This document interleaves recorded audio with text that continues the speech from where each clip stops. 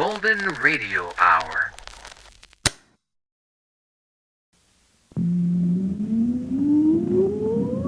Countdown for blast off. X minus 5, 4, 3, 2, X minus 1, fire.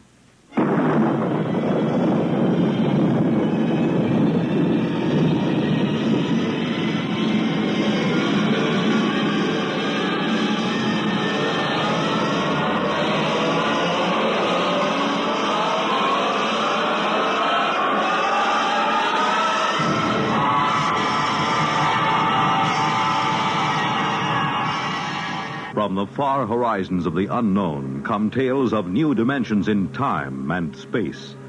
These are stories of the future, adventures in which you'll live in a million, could be years, on 1,000 maybe worlds. The National Broadcasting Company, in cooperation with Galaxy Science Fiction Magazine, presents X minus 1.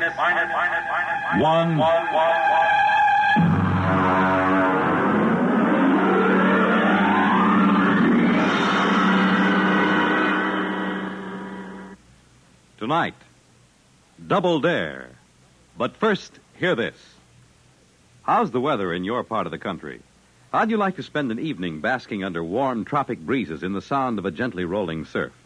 Well, that's the setting in which you'll find yourself Friday night, as Monitor, broadcasting from spectacular Miami Beach, introduces you to the beauty and glamour of Florida and to the celebrities who make this resort area their winter headquarters. On Saturday and Sunday, Monitor will capture the spirit of Christmas season in music and song, as great choirs from all over the country and from foreign lands join in the singing of Yuletide carols. There'll be reports on Christmas preparations in Bethlehem, West Germany, and Antarctica. Alfred Hitchcock, Eartha Kitt, Henry Fonda, and Roberta Sherwood are among the celebrities who will be visiting Monitor this pre-Christmas holiday. So start your weekend right with Monitor on Friday night, and stay with Monitor all weekend long for celebrities, music, features, news, and sports over most of these same NBC radio stations.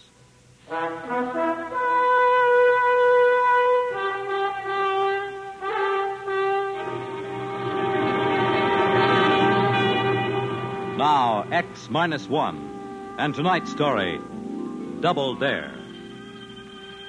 Our ship sat down on the planet Domerang right on schedule.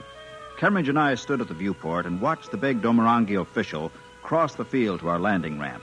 He was dressed in a bright yellow tunic, green-gray buskins, and was wearing a glittering jeweled diadem. He was walking in that ponderous way those people always walk. And it seemed like a long time before he actually reached the ramp and climbed into the ship. Welcome aboard.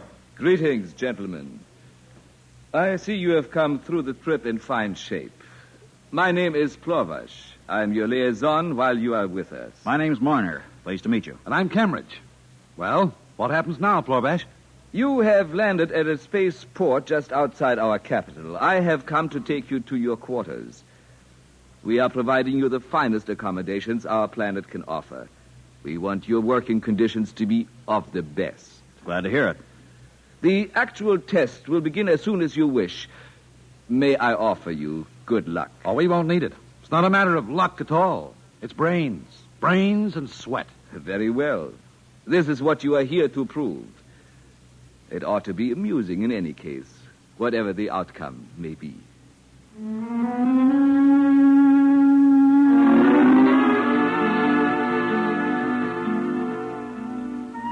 The whole weird deal had begun back on Earth. And it started where most arguments like this start, in a bar. Kemmeridge and I are top engineers back home, and when this visiting Domerangi made a few cracks about our civilization being second-rate in technology, we made a few choice remarks about his own technology. Well, the thing got to the news agencies and created quite a stir. It finally led to a regular interplanetary controversy over who had the best technical brains, Earthmen or Domerangi.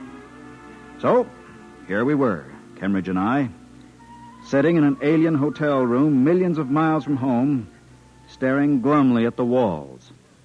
Well, we're here, Marner. We're here. And we're going to show them up and go home rich and famous. You got that? Well, I hope we can show them. We've got to. Between the two of us, we can match anything they throw at us. Well, can't we? Sure we can. Just look at this door mechanism, for instance. A simple cybernetic mechanism. Yeah. Ordinary gadget. Not nearly as efficient as our kind, either. That's just the point. Apparently, these Domorangi aren't half the sharks they think they are. We said we could duplicate anything they showed us, right? Yeah. And they've got 2 of their engineers on Earth trying the same stunt. Okay, so if our boys stick them and we dope out everything they throw at us here, we've won. The State Department's counting on our versatility, Miner. That's all we need. Versatility, cleverness, and hard work. We'll beat those silly-looking pants right off them.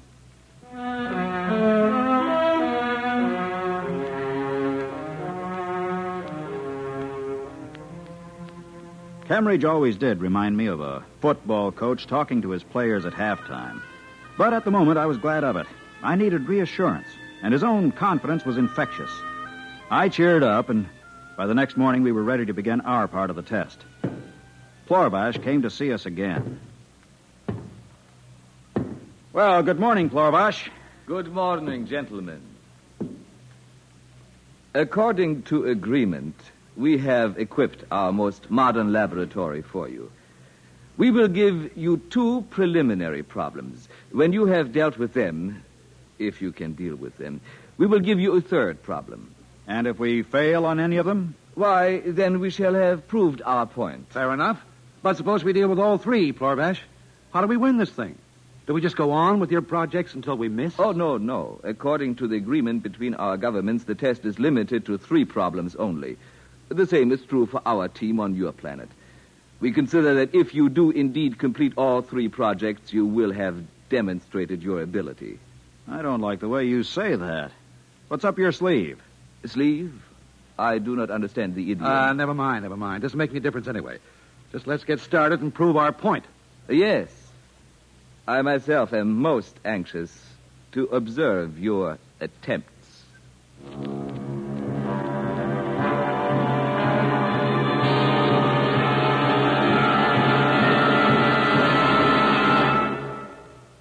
We return to X-1 and Double Dare in just a moment.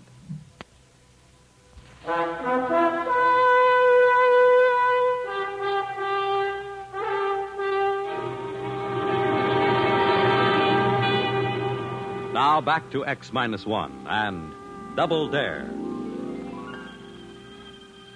The lab that was to be our workshop until we won or lost this contest was a sumptuous place.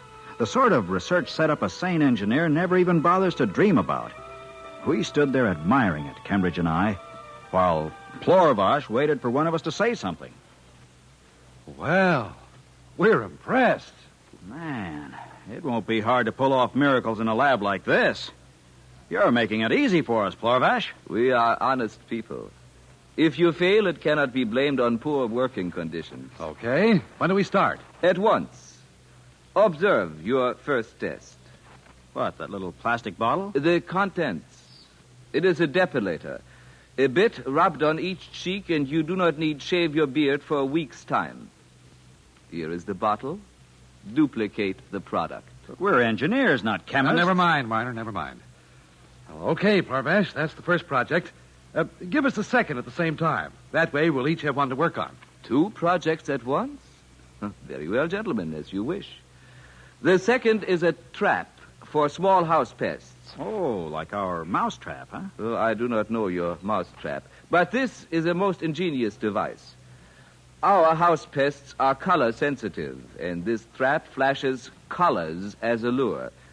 To catch vorks, we use this. For flames, we activate this device. And so on. Well, as you can see, it is most versatile. We have supplied you with an ample number of vermin of different sorts. They are in cages there at the rear of the laboratory. I believe you have everything else you need. You mean this is all? Duplicate these 2 products, if you can. Okay. And we'll let you know the moment we finish. Yes, do that. I didn't like the way he looked when he said that. There was a catch to all this somewhere, but I didn't have time to think about where it might be. Cambridge and I went to work on our project at once. It wasn't nearly as hard as it should have been. Within 4 days, we summoned Plorvash back to the lab. Do you mean to say you have finished already? Naturally. Stay where you are, Plorvash. I want to show you something. All right, Cambridge, activate the trap. Check. All right, stand back. I'm going to open the cages. Oh, no, don't. Those vermin, they'll be everywhere. Too late. Here they come. Oh, but you're mad. But they'll be everywhere. Close that door. Stand where you are and watch. You see? See that? But this is impossible. All running to the same place. Our trap. Look at that. They're in. Every last one of them. Remarkable. Yeah. We've improved on your model. We've built a better trap. Your model only deals with one species at a time. Ours handles every variety. It really is rather surprising. I suppose now you want to know about the depilator. That was easy, you know. With the equipment you gave us, chemical analysis is a snap. But I'm afraid we've improved on the original model here, too. You have? In what way? They're used at the proper strength. This depilatory of ours can last indefinitely. The effect seems to be permanent. Indeed. This is a fairly impressive performance, gentlemen. You may be interested to know that your counterparts on Earth have also passed their first two tests successfully. Oh, well, good for them. So, it all depends on the third test, then, huh? It does indeed. Shall we have that one now? Why waste time? Is that it? That thing on rollers that you've got covered up back there? Yes. Permit me to remove that cover. A machine of some kind. I recognize a type of piston valve, relays, tubes, rods. Let me plug it in for you. Here's the outlet. Now, I press the starting button. So. What does it do? Suppose you remove the plug from the outlet. All right. There. Hey, it's still going. Gentlemen, this is our power source. We use it for transportation and similar things. Duplicate it. This is your third problem. Well, we'll give it a try. I shall be most interested in the results. Most interested. Good day. Cheers.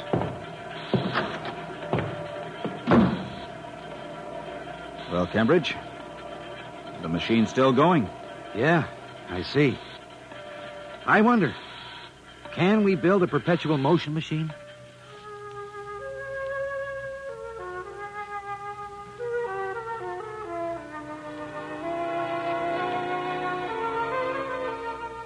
Well, it was a challenge, all right. A greater challenge than either of us had anticipated in our wildest dreams. Our heads reeled with the enormity of the ideas. But we worked and worked. I don't even know how long it was, but I think it was about 3 weeks. Finally, we summoned Plorvash, and he came into the laboratory to see our model and his side by side, both humming away with no plugs in the wall. There it is. You have actually done it? Yes. It's been running a week now, and it shows no signs of slowing down. It actually works, but how? A complex hyperspace function. We're making a full report, of course. I hope you realize this is quite a stunt in gravology. We didn't think we could do it until we had to, so we did. I didn't think you could do it either. This little box on our model, have you examined it yet? No, that nearly threw us. Apparently it's tightly sealed. We didn't waste time getting it open. We bypassed that. But what is the darn thing anyway? That, gentlemen, is our power source. Your what? A photoelectric amplifier that should keep the model running for, another 2 weeks. Then? Then what? Don't you see? We do not have a perpetual motion machine. We have hoaxed you into inventing one for us. What? We didn't really think you could. It took our best minds to rig up a model convincing enough to fool you. Well, I'll be... That does it. That invalidates the whole agreement. Well, now that we're through, we'll take our machine and go back to Earth. I am afraid that is not possible. What? By a statute in effect here for more than 700 years, any research done in a government lab is automatically the property of the Domarangi government. I am sorry, but I shall have to confiscate your project, gentlemen. We'll see about that. Furthermore, we are forced to confiscate you yourselves. We need you to instruct us on how to build these machines. Plorvash, Earth won't let you pull a trick like that. This is cause for war. I doubt it.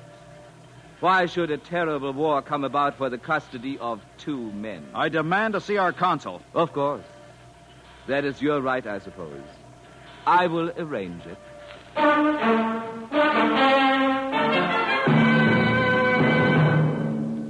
Well, there it was. Now that it was too late, I knew what the cause of my uneasy feeling was. The consul from Earth was a white-haired, sturdy gentleman with a ruddy face and a suave manner. He came to see us in our hotel room that same evening. Now, please, rest assured we shall make every effort to extricate you. Do you realize what immense scientific prestige you've given to Earth? Fat lot of good that does us now. Well, authorities on Earth have kept me informed on the progress of the 2 Domorangi. They got through the first 2 projects as easily as you 2 did. We already know that. What of it?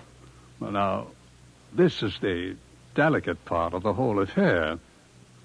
I hate to put it into words, but in fact, the people on the Earth end of this deal had much the same idea as the Domorangi. You mean another double cross? They put them to work on perpetual motion, too? No, not quite. They rigged up a phony anti-gravity machine and told them to duplicate it. Good night. What happened? Nothing yet. I'm told they're working on it very hard. Sooner or later, if they're at all as clever as you 2, perhaps they'll hit on it.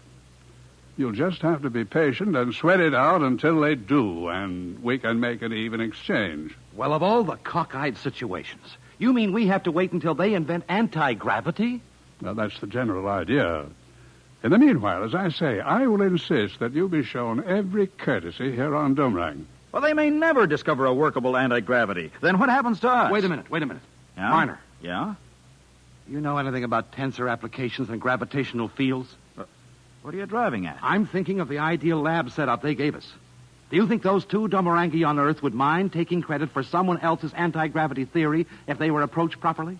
Hey, that's right. They must be as anxious to get home as we are. Say, what in the world are you talking about? Consul, would you be above a bit of smuggling, diplomatic immunity and all that? Well, now, I don't know. We build the anti-gravity machine. You smuggle it to Earth and slip it to the Domorangi, then use it as a talking point for a trade. Well, what do you say? Well, I admit, it does seem the only way out. Very well, gentlemen, I'll do my very best. But there seems to be just one hitch. What's that? You still have to invent that anti-gravity machine. Oh, we'll invent it all right, because you see, we have to. Come on, Cambridge. Let's get to work.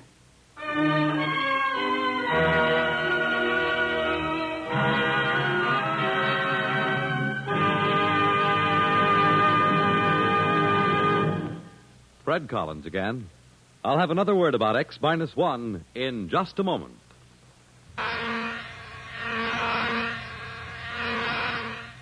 Is your head buzzing with the feverish, stuffed-up feeling of a cold? Here's how to get relief. Every second someone takes it for the miseries of a cold. Millions more take bromoquinine. Every second someone takes it for the miseries of a cold. Bromoquinine. More people have taken more bromoquinine cold tablets for more complete relief than any other cold tablet ever sold. Because bromoquinine is the only cold tablet sold with wonder-working quinine, nature's own miracle drug, and 5 other medicines, health-fortified with vitamin C. Science has never found a real substitute for quinine. It helps bromoquinine do more. Bromoquinine works to relieve stopped-up nose, body aches, fever, irregularity, blues, and headache, even of virus colds. Remember, every second someone takes it for the miseries of a cold. Millions more take bromoquinine. Get bromoquinine brand cold tablets. You have just heard X-1, presented by the National Broadcasting Company in cooperation with Galaxy Science Fiction Magazine. Galaxy Magazine's science editor, Willie Lay, discusses medical problems of space travel in the current issue of Galaxy. Read Willie Lay's article as well as the many thought-provoking stories similar to tonight's tale of fiction based on facts of the future. Galaxy Magazine, on your newsstand today. Tonight, X-1 has brought you Double Dare, a story from the pages of Galaxy written by Robert Silverberg and adapted for radio by William Welch. Featured in our cast were Ralph Camargo as Marner, Ivor Francis as Kembridge, Michael Ingram as Plorvash, and Harvey Hayes as the consul. This is Fred Collins speaking.